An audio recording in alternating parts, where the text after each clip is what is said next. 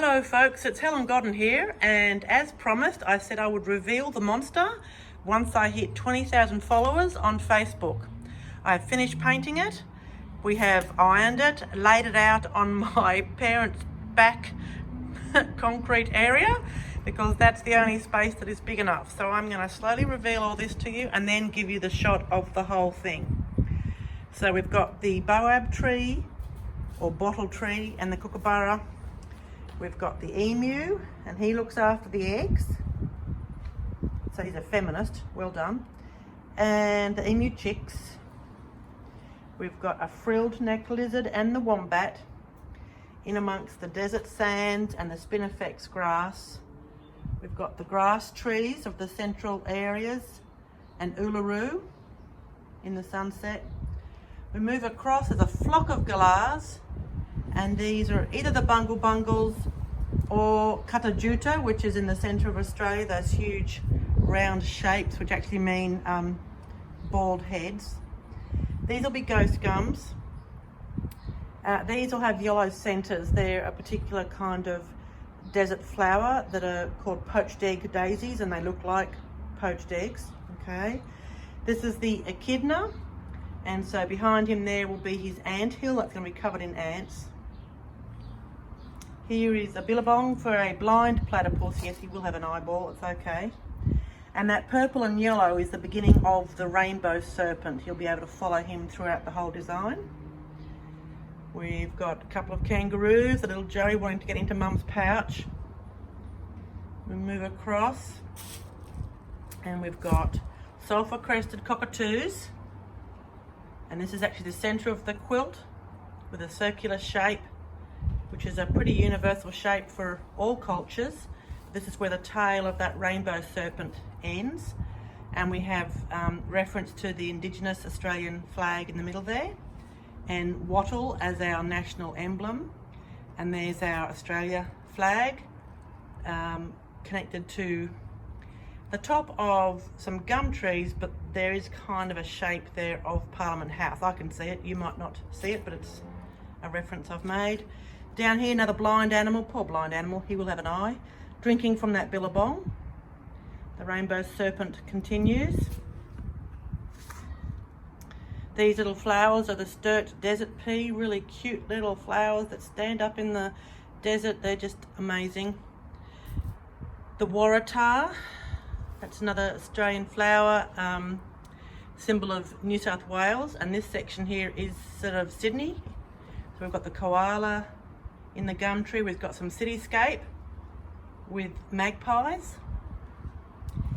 Down here, there's the head of the snake. Again, he's blind, but he's going to have some eyeballs. And then we start into Sydney Harbour. We've got a boat there in the water. This will be the Opera House. You can sort of see the Opera House sails. And there's the Harbour Bridge in the sunset. And this is kind of combining Harbour Bridge, Opera House and Luna Park. Luna Park is our historical theme park. It's been around for a long time in Sydney, the heart of Sydney. It's a big part of a lot of my age group's childhood, where you walked through an arch to enter the park that was a huge gaping smiling face. So that's what that bit is. There we have Bruce the shark, and look, we found Nemo. There he is. So this end of the quilt sort of represents sort of Queensland, and there's a beautiful wave through there, and we come up into this tropical area. We've got the black and red palm cockies, huge palm tree. I've got the Torres Strait Island flag there on the sail of that yacht, so I'm representing all three flags of Australia. Come down here to the turtles. Beautiful sea turtles and lots of fish in the barrier reef. Now, I've just made these fish up, other than Nemo. Okay, and across here we've got some more of the barrier reef with coral and shells. There go some cockatoos and some galahs flying overhead. We've got a stingray and the lionfish and some seahorses and a blue ring octopus. That's for my nephew Alex, who loves those, but we had to include that in the whole design. So I've just walked you along the length of my father's garage. We are on the concrete area outside his garage with weights to hold it down from the slight breeze.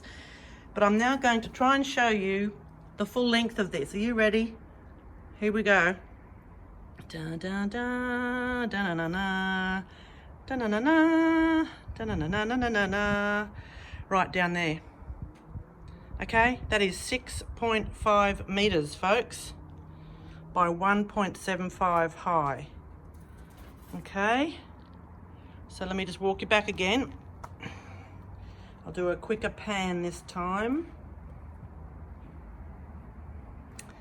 Da, da, da, da. There's about the middle.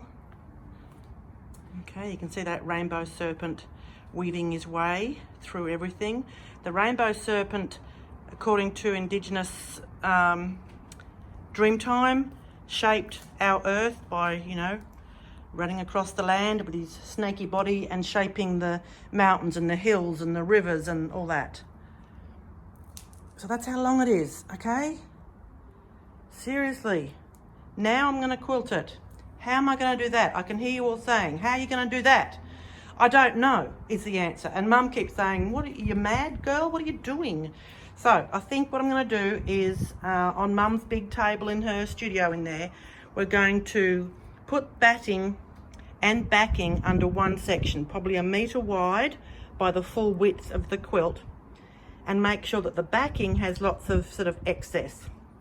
I'm then going to quilt that section, and when it's done, add another piece of batting and use some batting tape to join it. Add another piece of backing and make sure that one overlaps the other, and we do a little bit of a, I don't know, a glue or a hand stitch or something, and then work on the next section. So if I start in the middle, my theory is it should get easier as we get to the ends. So when I'm working in the middle, the other two sides will be literally scrunched up out of the way and loose and not sandwiched, therefore not as bulky to work with. Yeah, I don't know, crazy. I've just gone COVID crazy, I think, but it's, yeah, that's what I've been doing for the last 5 weeks. That's what it's taken to paint it. And there is going to be more painting. I can see a few things like the magpies need to be darker, okay? I have to decide what colour that circle is there. There's a few things that need attention, but this is 95% of it done. It's then going to have loads of decorative stitching in black thread, and then it'll probably have some of my Lumiere paint added to it in certain areas, but you know, this is a creative process, so I'm not going to really know what I'm going to do until I get there. But so far I'm pretty happy with it, and I think I actually agree with Mum. I'm quite mad, right Mum? At times. At times, yeah. Although you're improving. I'm improving. That's my mother We're speaking. sleepy. Oh my God. Okay, so there you go, folks. It's starting to get windy, and this thing is big enough to be a Take off like a parachute. So thanks for looking, and stay tuned, as over the next few months you will be seeing me stitch this live, and I'll be posting lots of photos of the progress, and no doubt having a bit of a whinge about the size of it and saying, what was I thinking? Why didn't anyone tell me? And Mum will be saying, told you so, told you so. Thanks, Mum. Do I do? I don't know, I say. I can't see Parliament House. Parliament House is kind of that triangular section there. Like the two bits coming up to the flagpole. I see it, it's not everyone's kind of thing, but because I see that as Parliament House, but don't worry about that. There we go. Okay, education, inspiration, and sometimes a bit of craziness from helengodden.com. See you later, everyone. Bye.